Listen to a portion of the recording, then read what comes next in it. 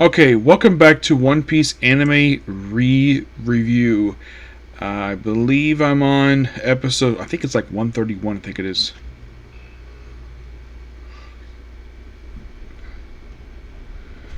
Do you want to take a look here with that one? I am on episode, yeah, it actually is 132. Yes, 132. So I made a decision related to basically anime watching. So basically the plan is this. Well, basically after do this video here, I'm going to work on this episode of One Piece, then a couple of Sentai, and then back is I'm only going to just do this portion, this voyage for One Piece. I'm going to get this done, and then I'm going to go ahead and start watching bench watching these 5 anime I have ready to go. Alright, that is the plan. So basically, this is Voyage 2 of Egghead Island. These are episodes 1097 to episode 1100 of the series. So no outside stuff this time. Nope, it's all basically on Egghead Island for a little while. Basically, here's what happens. Vegapunk, of course, basically explains history related to the Iron Giant that's there. He also has Luffy taken away because he's been researching, well, basically it ties into what Sheik is talking about with the rest of the Straw Hats, where he reveals what exactly happened just after Nico Robin left Odora, where the Giants showed up and basically retrieved all those books. I think for a lot of people that was a big mystery mark, basically question mark, what happened to these books, because if you watch the anime for that flashback scene during Ennie's lobby, where we see the Scars of Odora, where they throw these books into the nearby lake, and then like nothing was done with that, and this arc is finally built up on something that fans probably been asking a question, maybe asked this question in their minds for years. And now I finally get the answer. So the Giants have been retrieving all these books to preserve the history of Odora. Now Vegapunk, when he still had his giant frickin' head, he's there seeing this, and then of course basically walking behind him is none other than Monkey D. Dragon, Luffy's father and Garp's son.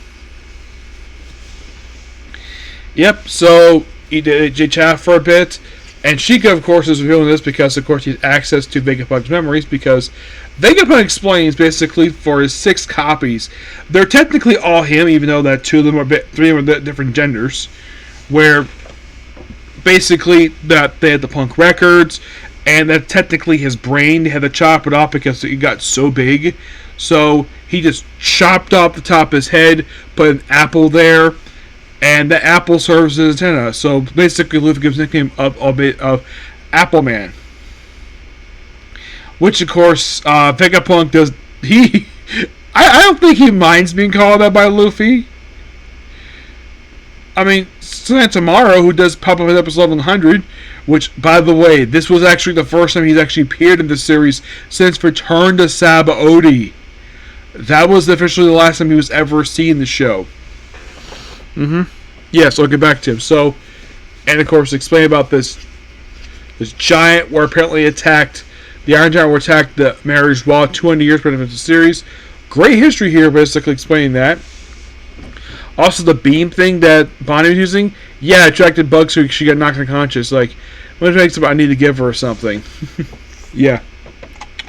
So, then, of course, Rob Lucci and his group show up. Rob Lucci, Kiku, and Sassi. Sassi, of course, will actually make her debut during... Because I thought this was I kind of forgot she actually made her debut during Whole Cake as part of the underworld, the representing the Pleasure District.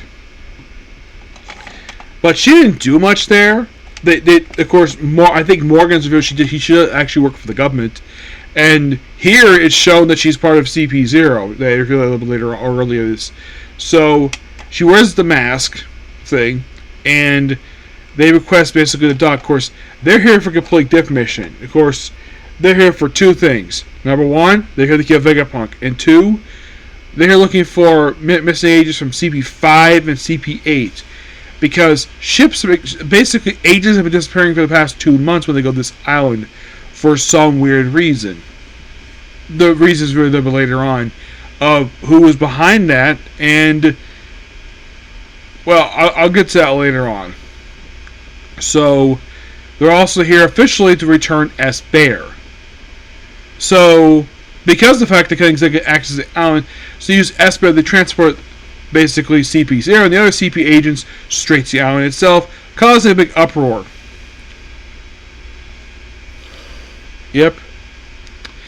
And basically, so Vegapunk transforms himself back to Punk Records, while in the case of Luffy, Jinbei, and Bonnie, of course, Luffy carries Bonnie, and then Bonnie is carried off by Jinbei. Well, there's kind of a reason why.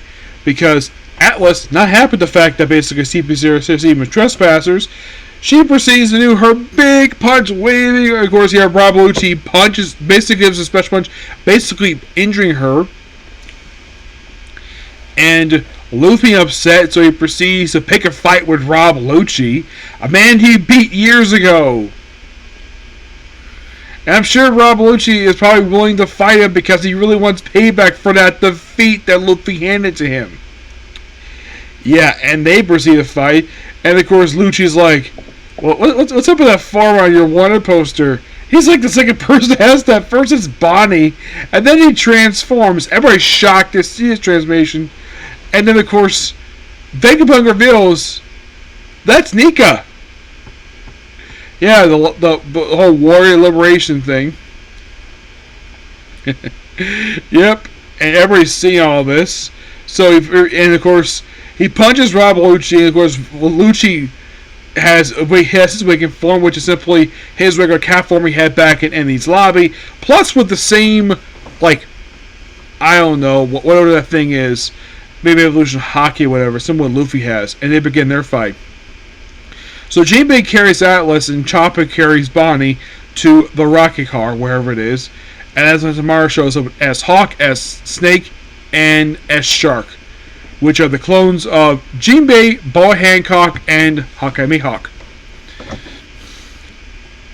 And Chopper, and of course, Jinbei is shocked the fact there's a clone of him. Yeah, he's very surprised about that. And like, oh yeah, the former warlords, like, interesting. Despite the fact there's only 4 of them.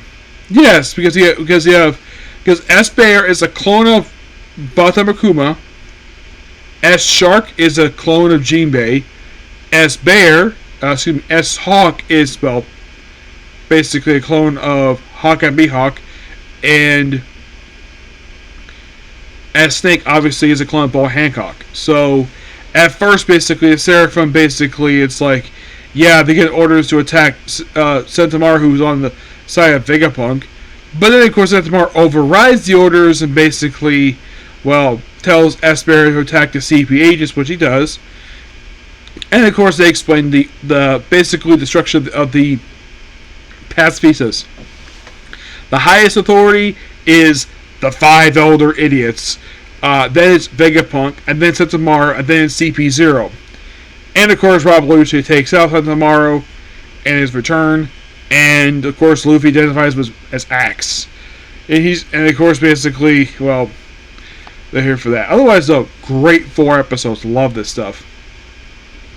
You probably thinking, where is Zoro and Brook? Still on the Straw Hat ship. But yeah, that's pretty much it. Took a video. Please be sure to like, comment, subscribe, turn notifications. Next up we have is a Comic Corner, and it's on to the newest episode of One Piece. Okay, next video. Bye.